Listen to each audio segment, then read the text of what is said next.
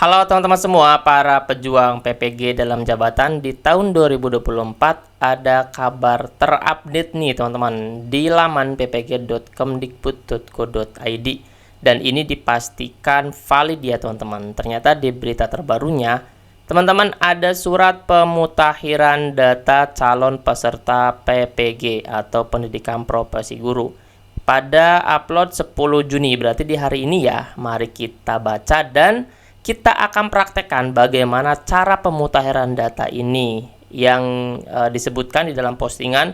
Itu ada 6 perpal data yang teman-teman wajib jangan sampai salah. Oke.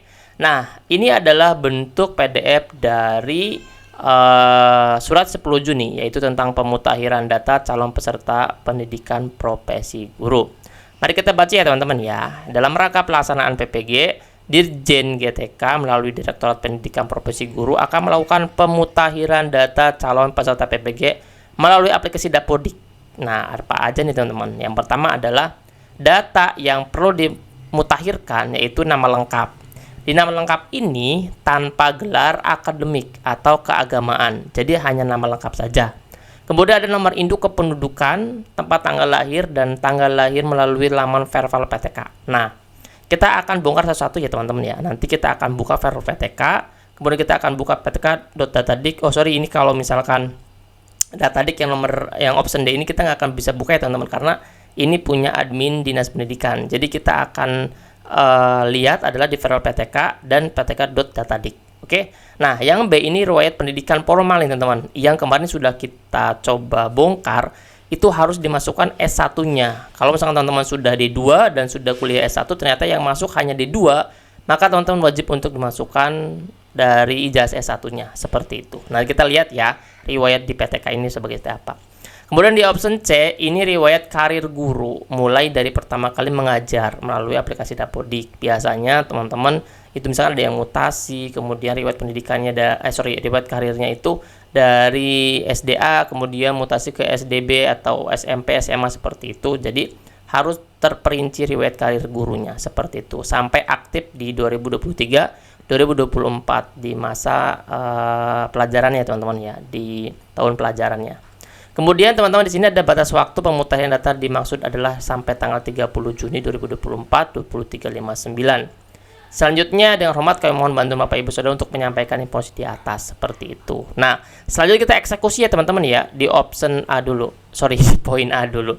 Kita akan masuk di perpal.ptk.data.kemdikbud.go.id. Saya sudah masuk nih teman-teman.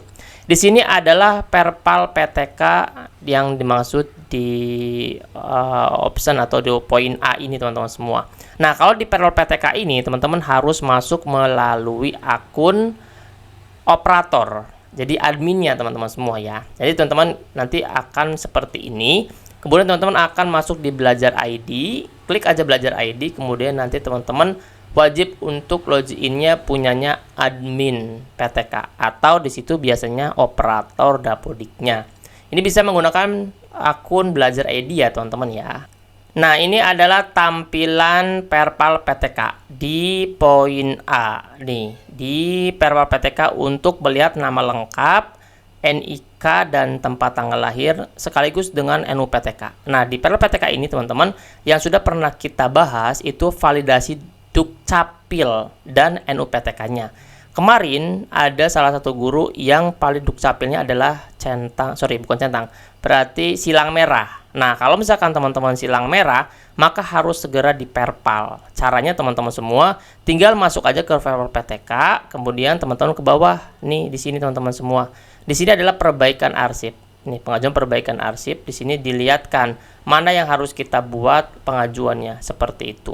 Nah, kalau misalkan teman-teman dilihat ada ya, tapi kalau misalkan dilihat teman-teman tidak ada namanya, tetap dia aktif dan sudah centang hijau seperti ini, berarti teman-teman sudah fix perpal NIK-nya sudah terbaca di Dukcapil.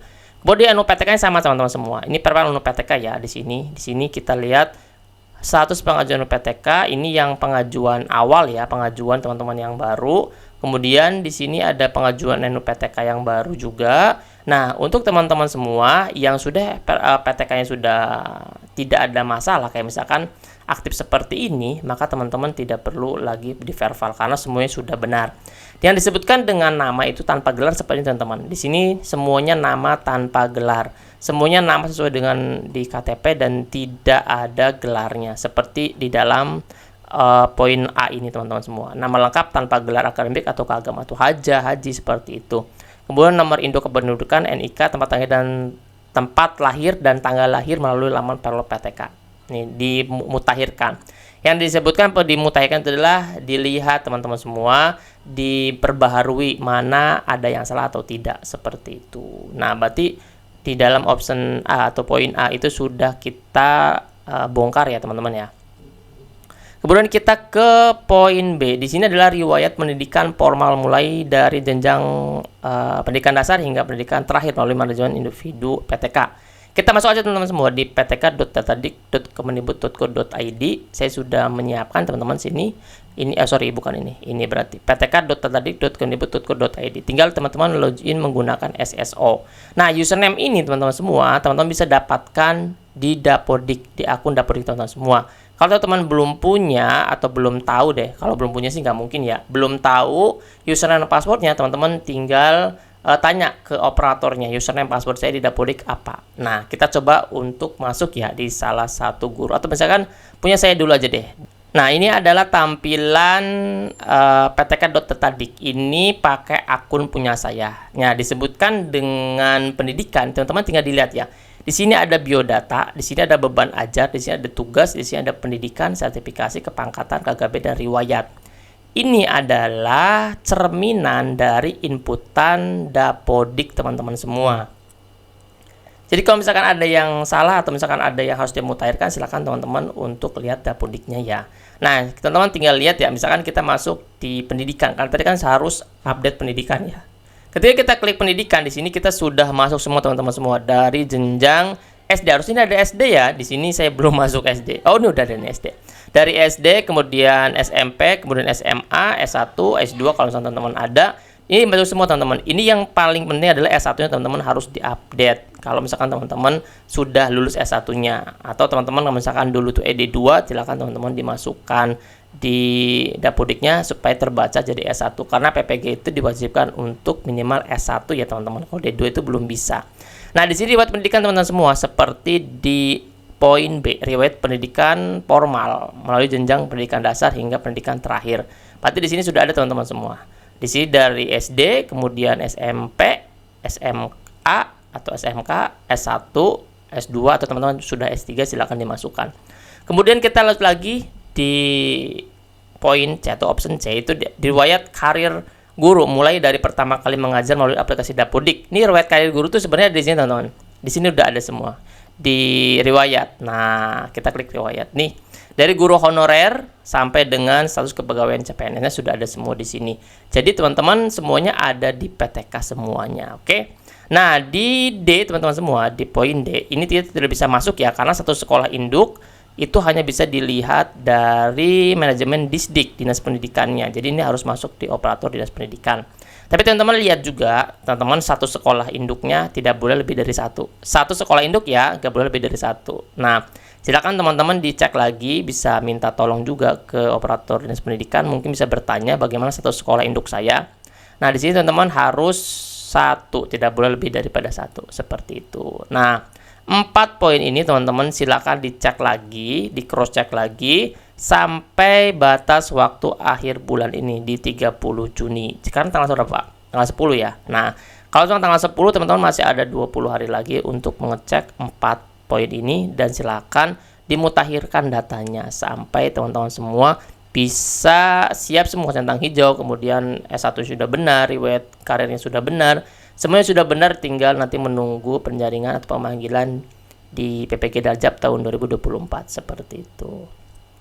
Nah, ada yang tanya juga teman-teman semua, nanti undangannya ada lewat mana? Nah, teman-teman nanti undangannya itu lewat SIM PKB di akun teman-teman semua. PMN itu bukan pemanggilan, PMN itu hanya untuk belajar mandirinya ya. Jadi teman-teman stay tune-nya di SIM PKB Daku, SIM PKB-nya masing-masing.